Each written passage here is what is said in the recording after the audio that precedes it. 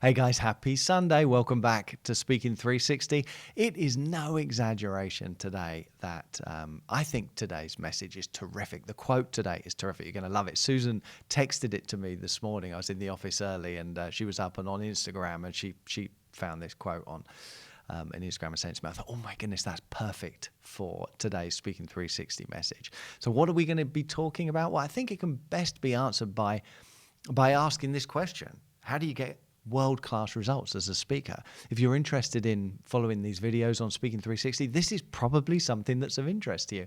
How do you get world-class results as a speaker? Well, it's pretty much the same as you get world-class results in anything. That's what we're going to look at. But when I talk to people about preparing to speak, about practicing to speak, about preparing and practicing and performing, the kind of putting in the work to earn the time that you have with your audience.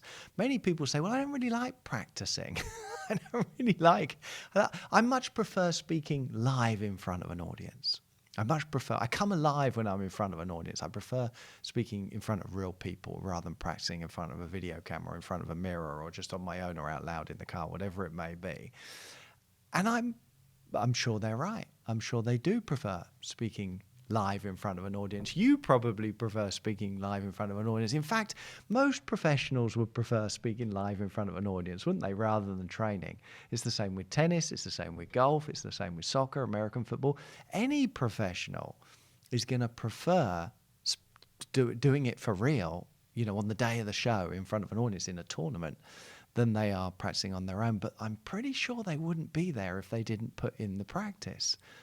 So this quote that Susan came across comes from Usain Bolt, and there's an interesting statistic about him, or statistics that were shared. Usain Bolt competed in 3 Olympics, and how many gold medals did he win? 8 gold medals. So 8 gold medals, 3 Olympics. And how long was he competing for in front of the audience on the world stage? 115 seconds. 115 seconds. How much did he get paid? $119 million. Oh my goodness. So you look at that and you think, right, well, he's performing, if you like, on the day of the show, when he's going to give it his best, he's going to give it everything he's got, just 115 seconds. But this enormous amount of money, of course, 3 Olympics, 8 gold medals. So incredible. But how much did he practice in order to be able to do that? 20 years. 20 years of practice and preparation to be able to perform at that level and then to reap the rewards. Just think about that. It's crazy when you think about it.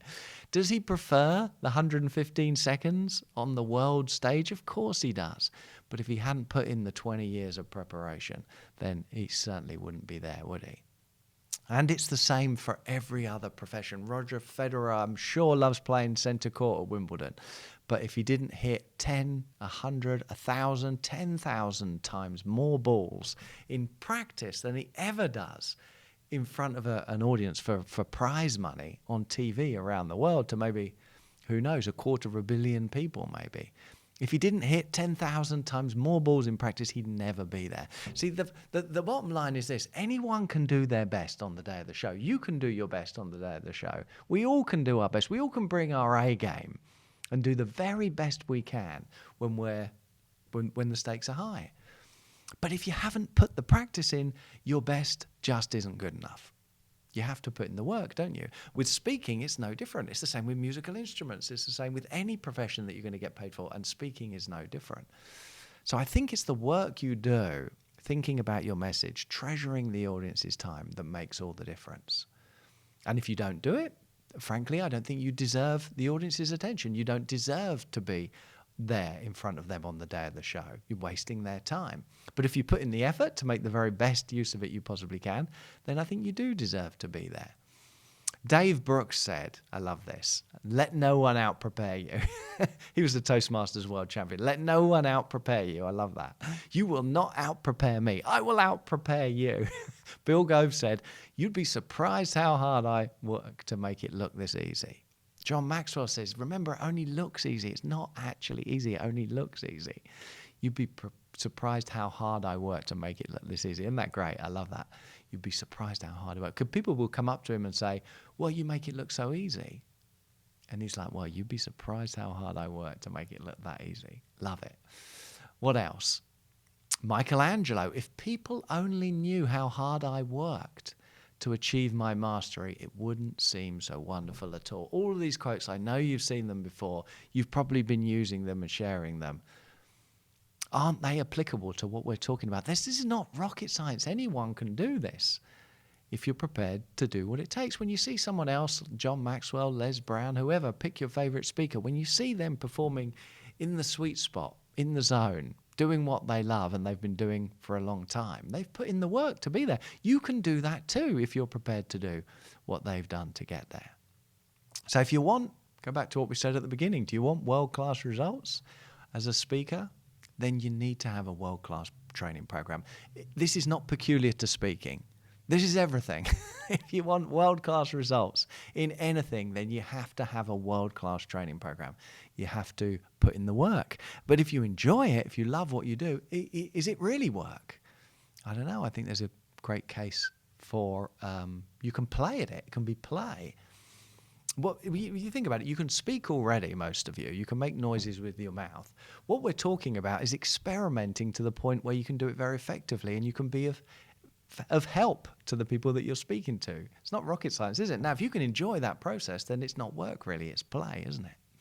So here's the quote that from Usain Bolt anyway. He said, you can daydream for free. You can daydream for free, but goals don't come without a price. So daydreaming is free. That comes without a price, but goals don't come without a price. What's the price? Time, effort, sweat, sacrifice. Time, effort, sweat, and sacrifice. So how are you going to pay for your goals? Doesn't come without a price. How are you going to pay for your goals? It's great, isn't it? I love it. I just love that. 115 seconds, 119 million, 3 Olympics, 8 gold medals, and 20 years of, of hard work, which he probably enjoyed.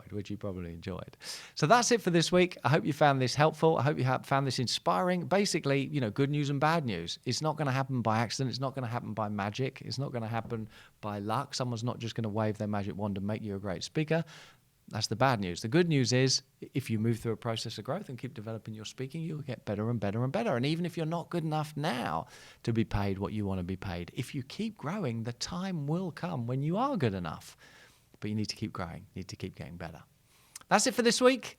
Thanks, guys, for being a part of Speaking 360. And don't forget, if this is useful or any of the videos are useful or you just feel minded to share, speaking360.com. We send one of these videos out every week, and we won't try and sell you anything from this ever. So it's great, safe for you to share. See you soon. Take care. Lots of love. Bye-bye. God bless.